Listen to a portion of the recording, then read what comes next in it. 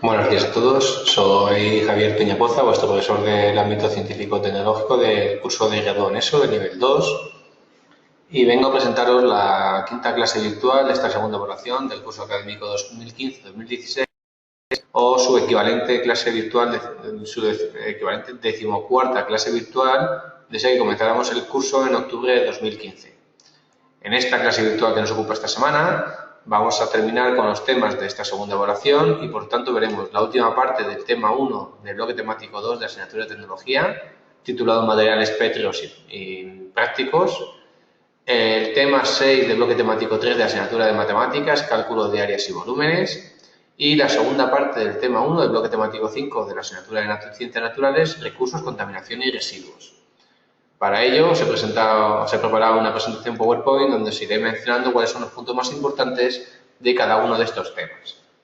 Como viene siendo habitual, comenzamos con la asignatura de tecnología, donde seguimos con esa tercera parte, o la segunda parte del tema 1 de la asignatura de tecnología. Los materiales plásticos, recordad que son materiales poliméricos de origen orgánico que están constituidos por macromoléculas naturales o sintéticas. Respecto a sus propiedades, estos plásticos presentan una baja densidad, una relación de resistencia y densidad alta, son maleables, dúctiles, tienen elevada resistencia a ataques químicos y son conocidos por su versatilidad, duración y bajo coste.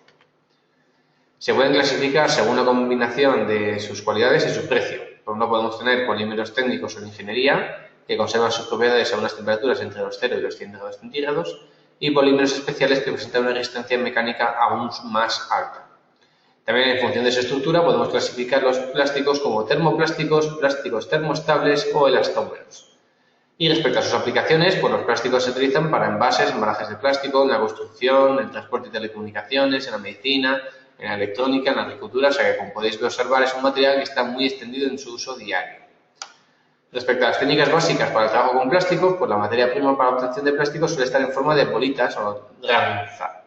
Las técnicas utilizadas para trabajar de esta materia prima pues son, en primer lugar, la polimerización, el añadir aditivos, la extrusión, el moldeo, la compresión, el torneado, fresado, rectificado, etc. Y como herramientas de trabajo, pues las principales herramientas que se utilizan para el trabajo con estos materiales son las guillotinas o cizallas, las sierras, las cortadoras de hilo incandescente, que es pues una cortadora que está compuesto por un hilo incandescente, el cúter, limas, lijas, etc.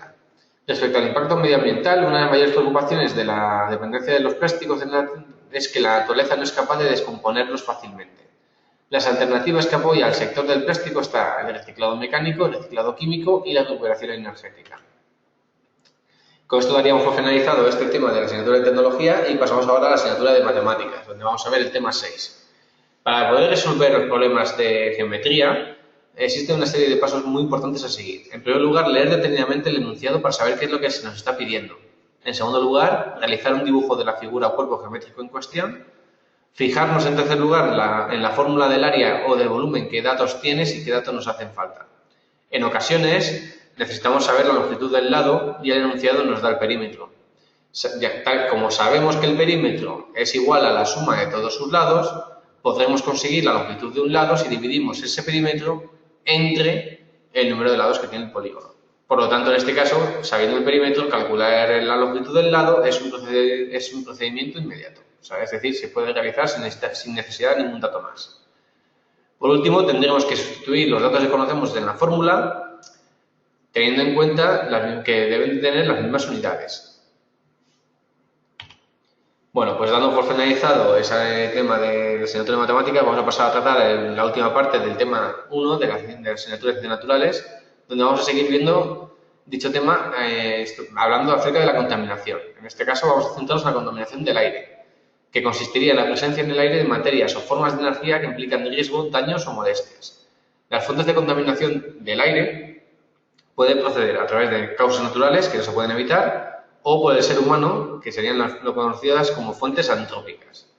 Por lo tanto, podemos tener diferentes tipos de foco de contaminación, algunos que sean fijos, como las calefacciones o las industrias, otros que sean móviles, como los vehículos, o que sean compuestos, por ejemplo, si tenemos en cuenta áreas urbanas o polígonos industriales en conjunto, ya que tendrán esos dos tipos de focos.